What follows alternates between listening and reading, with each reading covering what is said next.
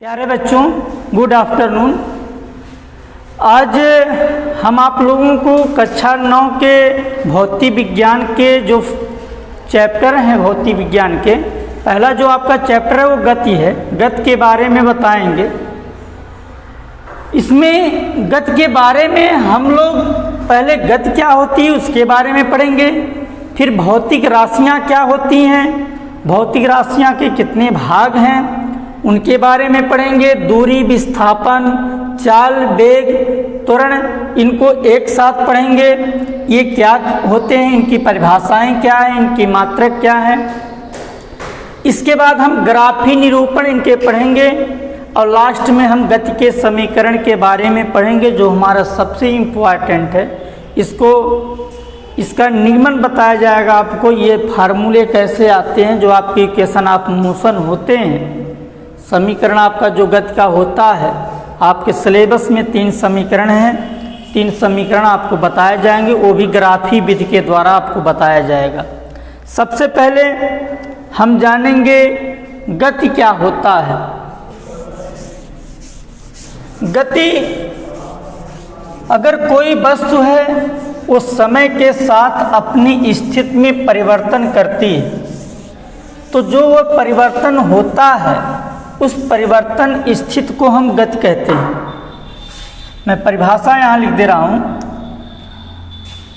कोई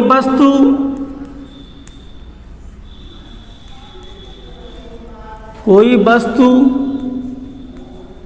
समय के साथ अपनी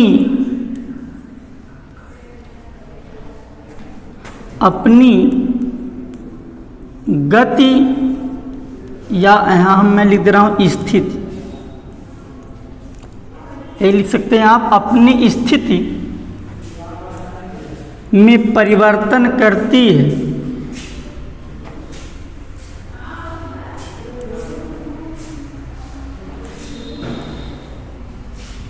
है, वह परिवर्तन स्थिति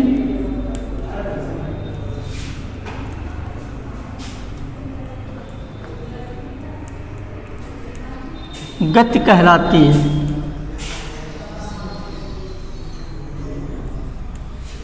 प्यारे बच्चों, एक बार पुनः देखेंगे गति क्या होता है। कोई वस्तु समय के साथ अपनी स्थिति में जो परिवर्तन करती है वह परिवर्तन स्थिति गति कहलाती है। जैसे देखेंगे, अगर हमने माना ये पहला जो बिंदु है वो A है और ये जो दूसरा बिंदु है वो B है। यहाँ पर कोई व्यक्ति है A बिंदु पर और उसको जो है B बिंदु तक जाना है, या A से कहीं और यहाँ जाना है। मान लिया कोई बिंदु इसका जो O बिंदु है, A से O के पास जाना हो या A को B के पास जाना है, तो जो ये व्यक्ति चलेगा वो यहाँ से यहाँ तक जाने में कुछ न कुछ समय लगेगा। जैसे A से B के पास जाना होगा तो भी समय लगेगा, B से A के पास आना होगा तो भी समय लगेगा। तो वह जो है समय के साथ अपनी अवस्था को बदल रहा है, यानी एक स्थान दूसरे स्थान तक जा रहा है। तो जो परिवर्तन हो रहा है किसके साथ, समय के साथ, क्योंकि समय के साथ अपनी स्थिति को बदल रहा है, तो जो परिवर्तन होता है वही परिवर्तन स्थिति आपकी गति कहलाती है। प्यारे बच्चों, हमने बताया भौतिक राशियाँ, भौतिक जो राशियाँ आपकी होती हैं, ऐसी राशियाँ जिनको मापा जा सके या तौला जा सके वो आपकी भौतिक राशियाँ कहलाती हैं। वे राशियाँ जिनको तोला अथवा मापा जा सकता है वो आपकी भौतिक राशियाँ कहलाती हैं।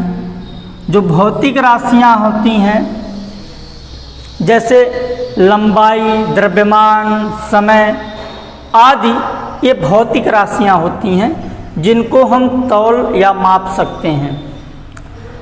इससे संबंधित 2 राशियाँ आपके सिलेबस में हम लोग पढ़ाते हैं और आप पढ़ते हैं। जो पहली राशि होती बेटा वो होती है सदिश राशि।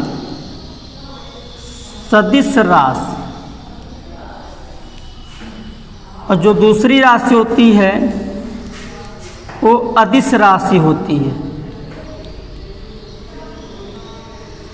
सदिश राशि और अदिश राशि के बारे में हम जानेंगे। तो सबसे पहले जो है सदिश राशि क्या होती है उसके बारे में हम जो है पढ़ते हैं। बच्चों, सदिश राशियाँ और अदिश राशियाँ क्या होती हैं? सदिश राशियाँ ऐसी जो दो राशियाँ होती हैं, सबसे पहले जानेंगे राशियों में किसकी आवश्यकता पड़ती है। राशियों में परिमाण और दिशा की आवश्यकता होती है। परिमाण और दिशा की। परिमाण का मतलब जैसे कह दिया गया 2 किलोग्राम, 2 किलोग्राम द्रव्यमान। तो 2 किलोग्राम द्रव्यमान में ये तो 2 परिमाण है। किलोग्राम जो राशि दिशा बताएगा। दिशा आपका अब ये सदिश में आता है कि अदिश में आता है, ये हमको देखना है। तो सदिश जो राशियाँ होती हैं, ऐसी राशियाँ जिनमें दिशा के साथ साथ परिमाण की भी आवश्यकता पड़ती है। सदिश यानी दिशा के साथ, ऐसी राशियाँ जिनमें दिशा के साथ साथ परिमाण की भी आवश्यकता पड़ती है या परिमाण के साथ दिशा की भी आवश्यकता पड़ती है, सदिश राशियाँ कहलाती हैं।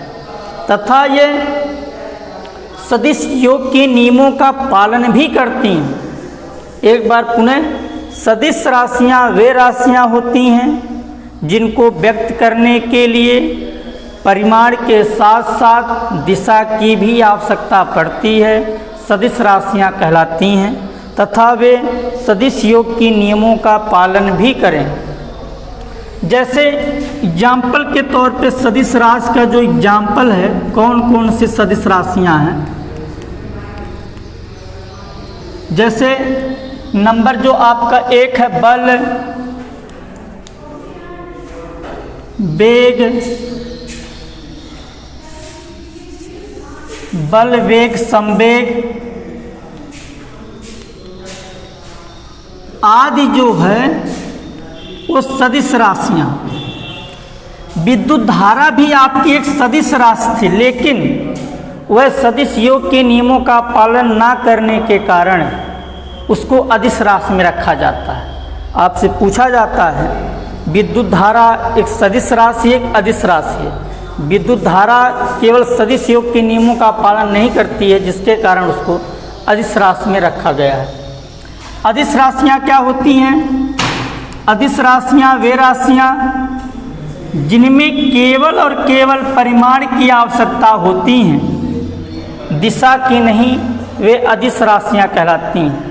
अदिश राशियाँ वे राशियाँ होती हैं जिनमें केवल और केवल परिमाण की आवश्यकता होती है, दिशा की नहीं, वे अदिश राशियाँ कहलाती हैं। जैसे एग्जाम्पल में आप इसको लिख लेंगे, दूरी, चाल, समय, द्रव्यमान आदि। ये आपकी सदिश राशियों की एग्जाम्पल है और ये आपके अदिश राशि। प्यारे बच्चों, अब अगले क्रम में हम लोग चाल, दूरी, समय, विस्थापन आदि के बारे में पढ़ेंगे। आज आपके लिए इतना ही। धन्यवाद।